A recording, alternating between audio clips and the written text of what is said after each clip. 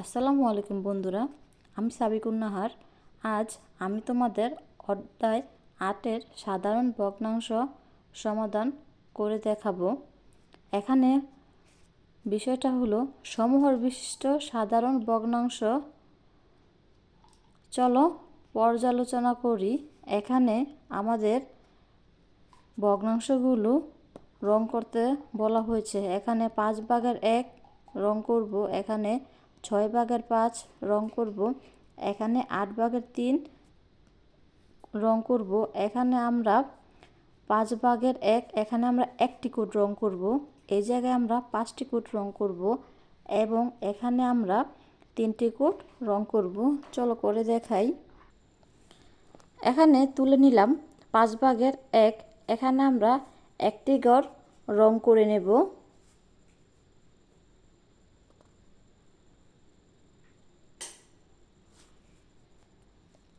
এখানে আমরা 6/5, এখানে আমরা 5টি কোট রং করে দেখাবো।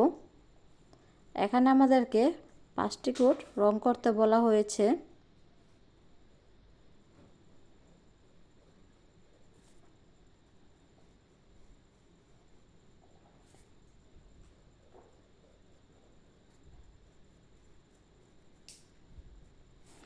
এই জায়গায় বলা হয়েছে 8/3, এখানে আমরা 3টি কোট রং করব।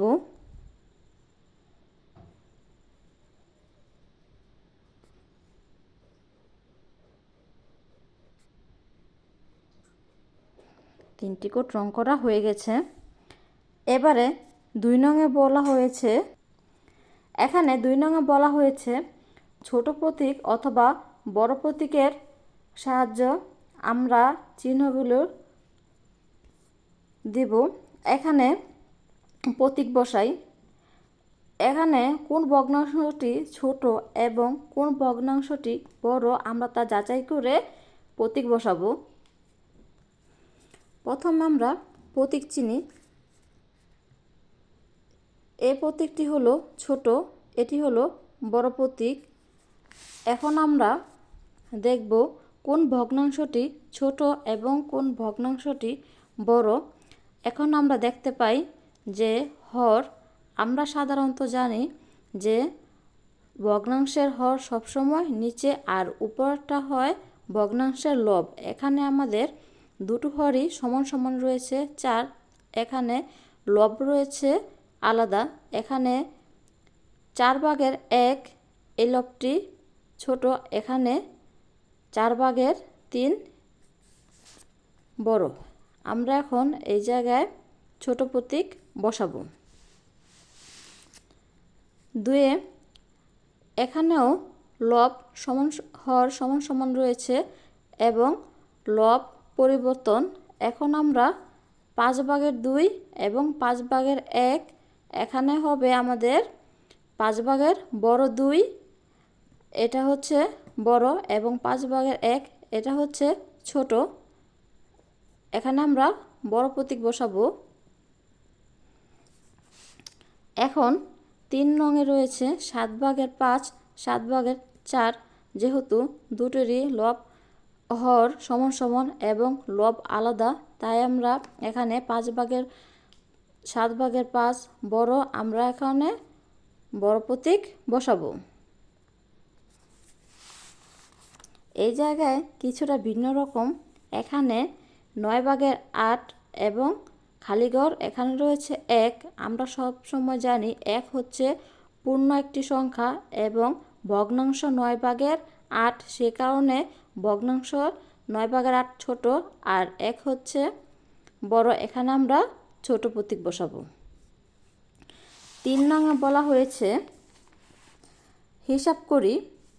এখানে যোগ করি, আমরা যোগগুলি করে নেব।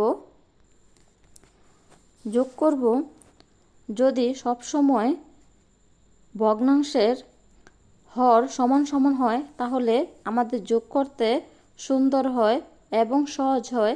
এখানে আমরা দুটি হরের যে কোনো একটি হর নেব এবং উপরে যোগ 1 যোগ আর 1, তারপর 3 এর 3, 1 1 হয় 2।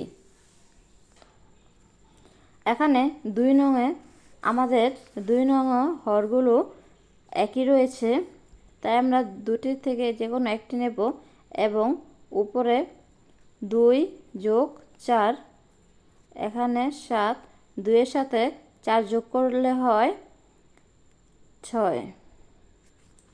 এখন আমরা 3 নং এখানে যে কোনো একটি হর নেব, এখানে 5 যোগ 1,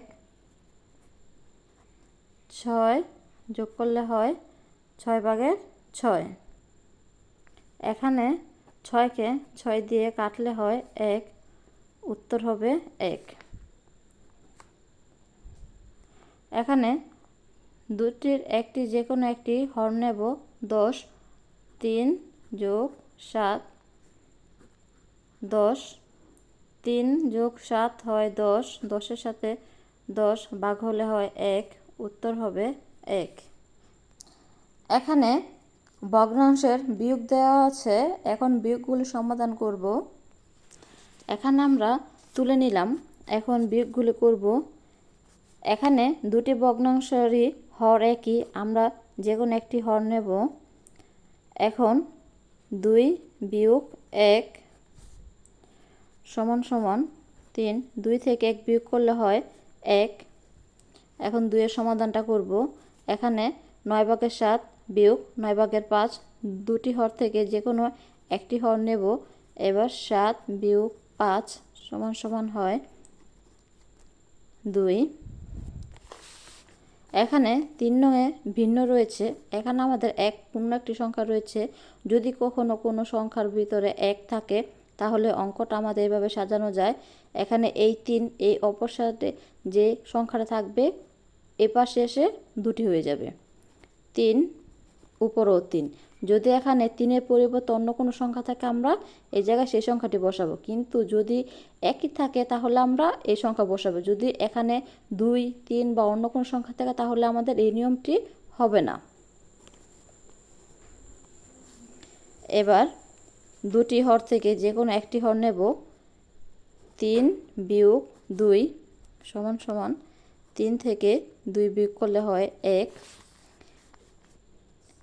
4 নংও একই রকম, 3 নংয়ে যা করেছি সেম এভাবে করব আমরা। এখানে 1 হলে অপর পাশে ডান পাশে যে সংখ্যাটা হবে এই পাশে দুটি একই সংখ্যা হবে, 10 নিচে হর 10 হবে, লব 10 হবে, তারপর বিয়োগ 10, 7। এবার দুটি হর থেকে যে কোনো একটি হর নেব, 10 বিয়োগ 7, 10 থেকে 7 বিয়োগ করলে হয় 3, উত্তর আমাদের হয়েছে।